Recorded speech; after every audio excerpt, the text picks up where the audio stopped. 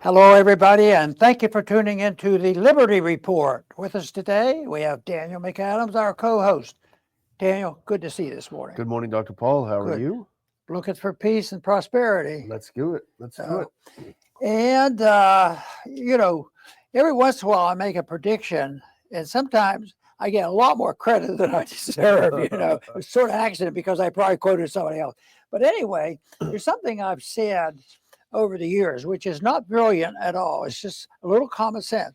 I've always said that if our side, and it's not total and explainable, it's a mixture of things, and that is the people who oppose the monsters on the other side, the authoritarians, the people who want to tell us what to do from cradle to grave, and certainly superficially, the administration now at least talks common sense on this issue.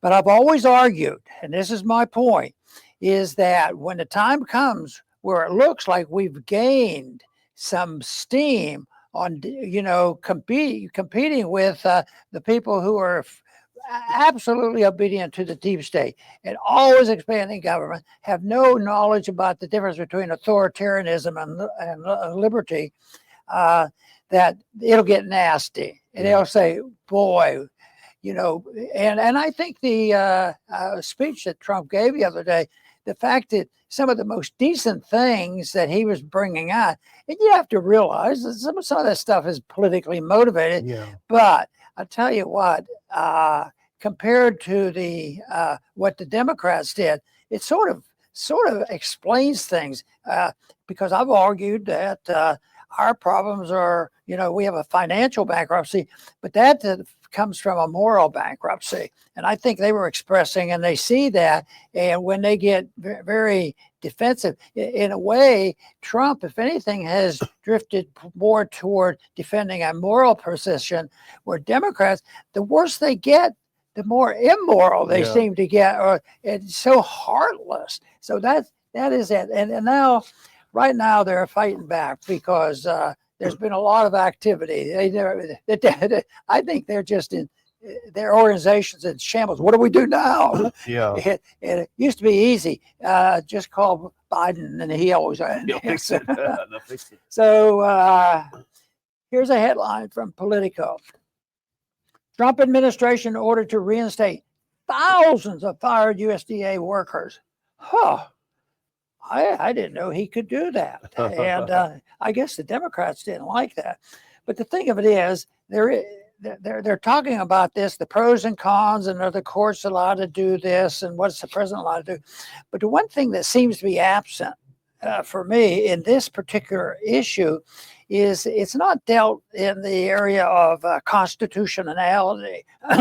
Why were these people hired anyway? And so when you lead off with programs that are unconstitutional and accepted, then you get into a muddy water that you can't describe. And I would say you avoid this stuff by not creating it, because I like the idea of the Congress having a say in all this when there's a difficulty. But if the Congress and the people go along with all these things that do not fit into Article 1, Section 8, you end up with a mess. And how do you protect the rights and pretend that you protected the Constitution? Instead, we end up with a mess. Daniel, I think we have a mess here, but I think the momentum is in the direction to support Trump on this kind of thing, because the other part has just fallen apart. The interventionism has totally failed, and the opposition who promotes all this, they're not willing to admit it.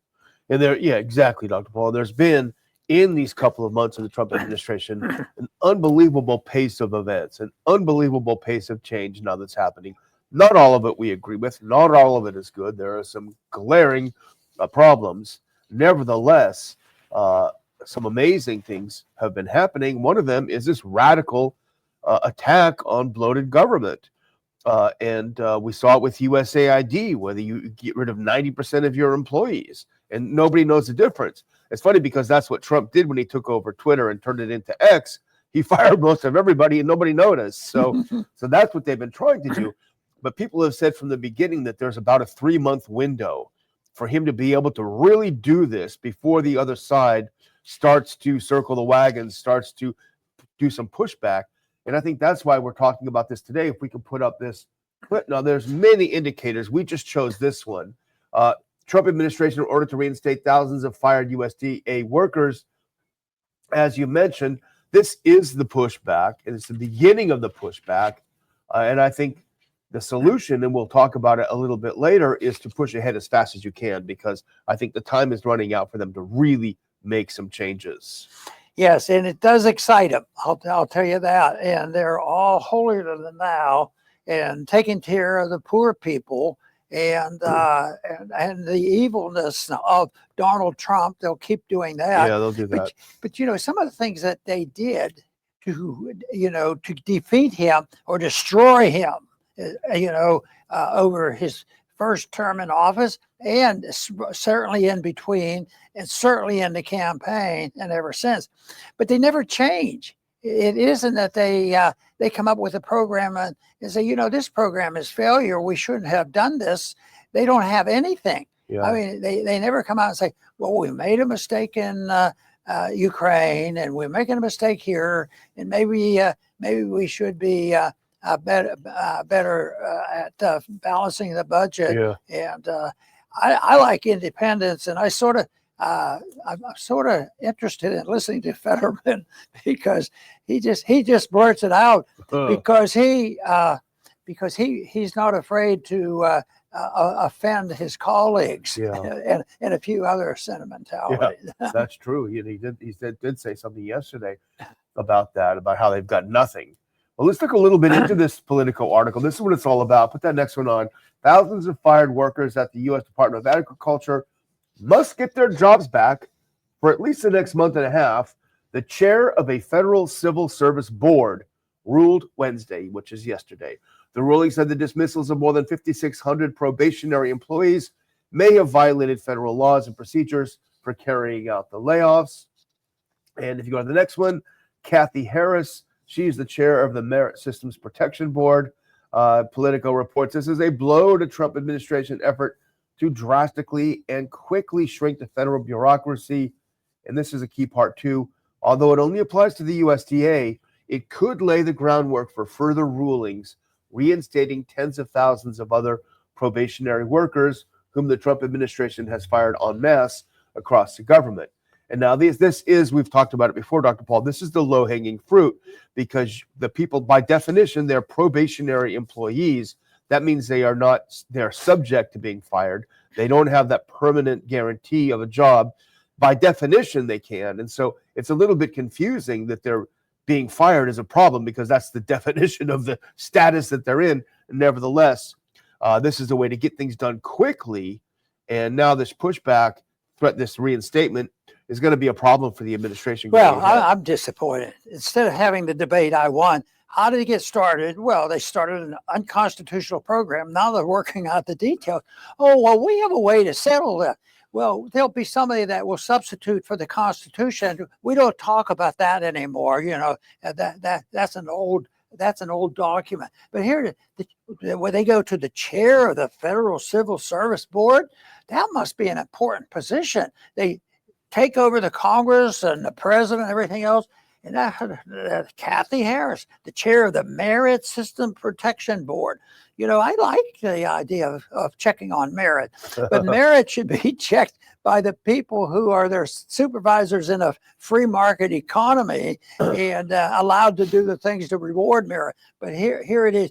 This authoritarian is going to be in charge of this and participate in the total ignoring of could this possibly be a constitutional issue? They don't even hint to it. Yeah. But I'd rather prevent things than to pretend, we can handle this. Yes, there could be some problems and there will be special needs. We'll have to help some people here and take away some privileges over here. And it's just management of something that they shouldn't be managing.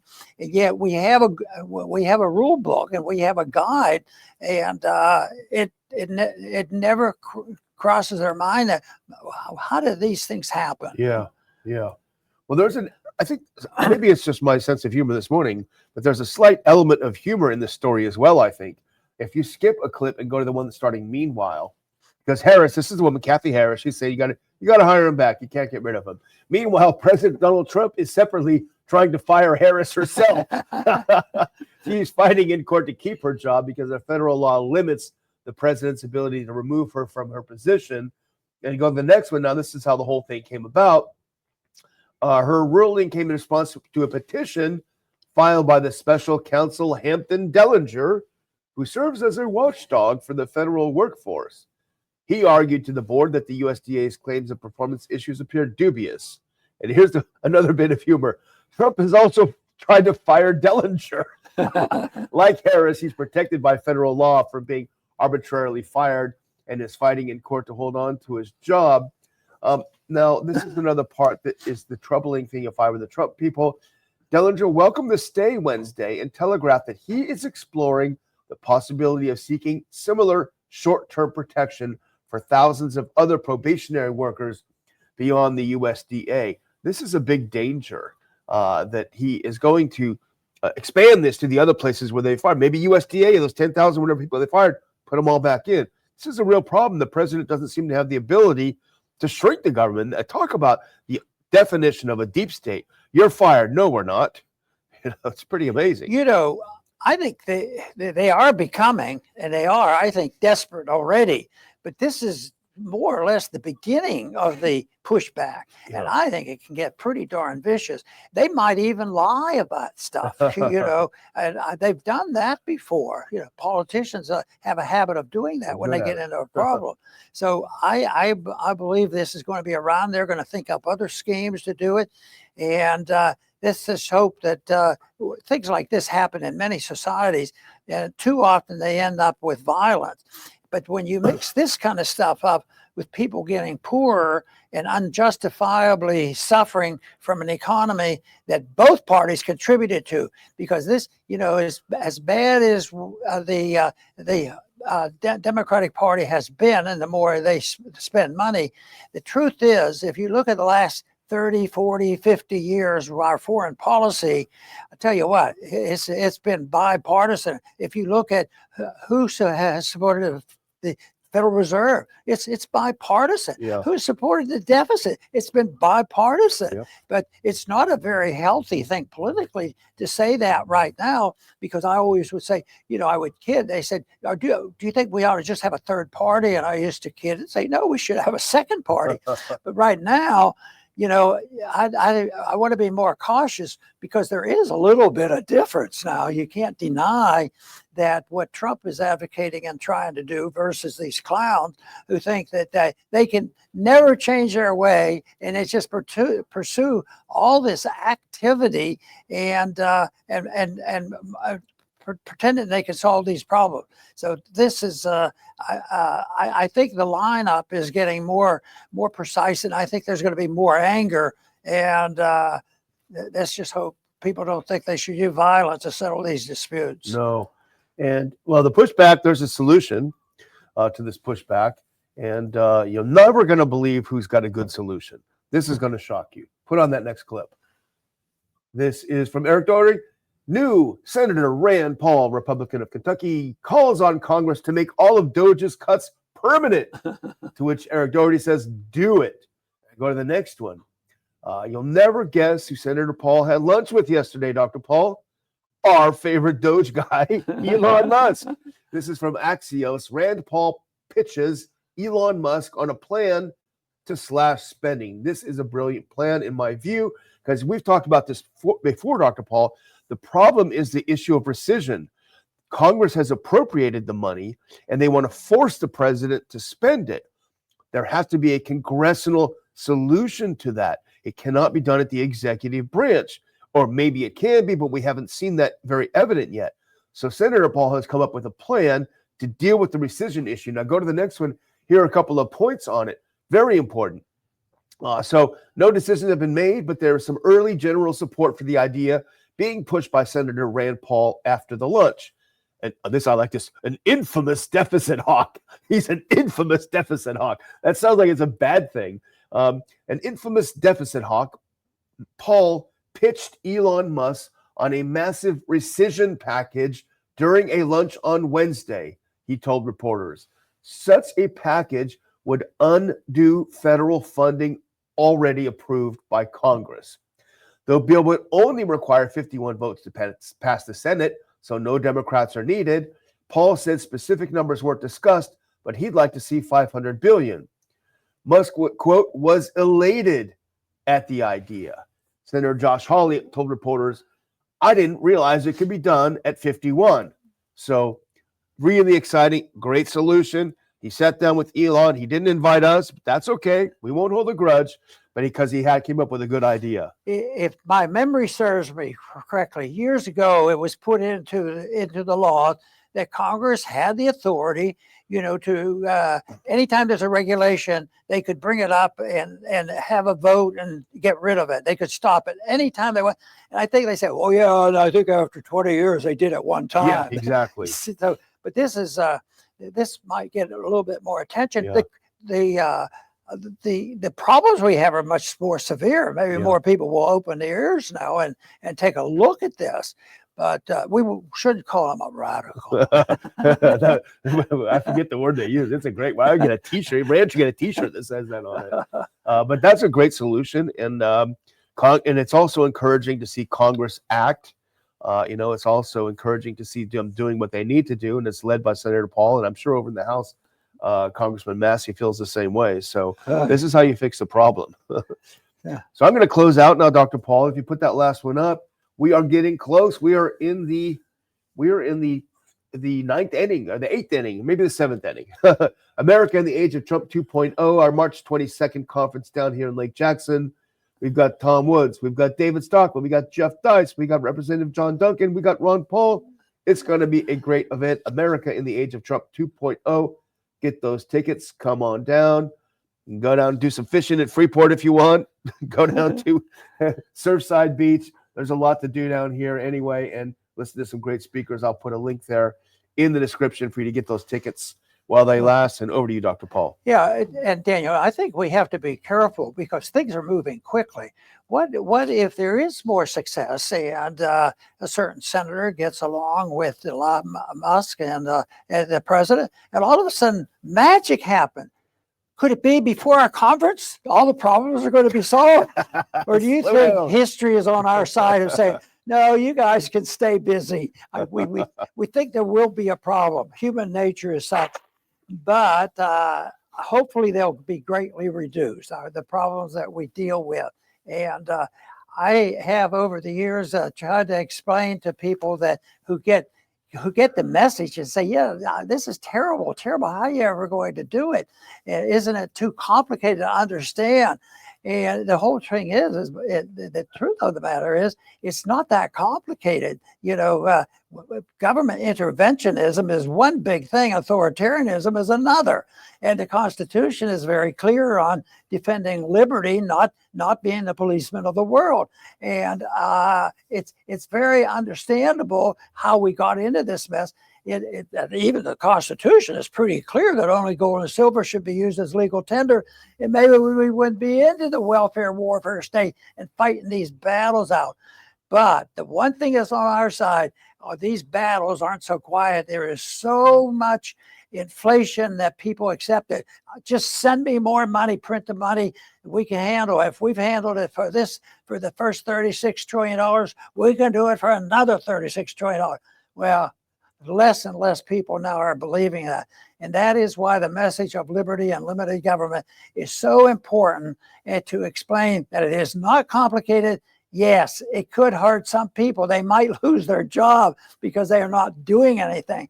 But I tell you what, it is something that people say, well, and I even admit, if tomorrow we had the key and we locked the door on the Federal Reserve, there's going to be big problems, and there are different ways of doing these things. But I tell you, if you let things go and you don't solve the problems on foreign policy, so I like what Trump is trying to do, in Ukraine. Stop it, get out of there. If that doesn't happen, and then we finally do have a big collision economically and foreign policy, we're going to have a bigger mess than if you do it piecemeal or gradually, or just say the rules are changing. And that is, I think, a big deal, because in many ways, that's exactly what Trump has done. He's changed the rules, and for the most part, for the better. So this is what we have to support, and it's not hard to figure out what is negatively portrayed by the authoritarians telling us how we have to live our lives and how to spend our money versus the people who believe that the people are smart enough to know how they want to spend their own money. I want to thank everybody for tuning in today to the Liberty Report. Please come back soon.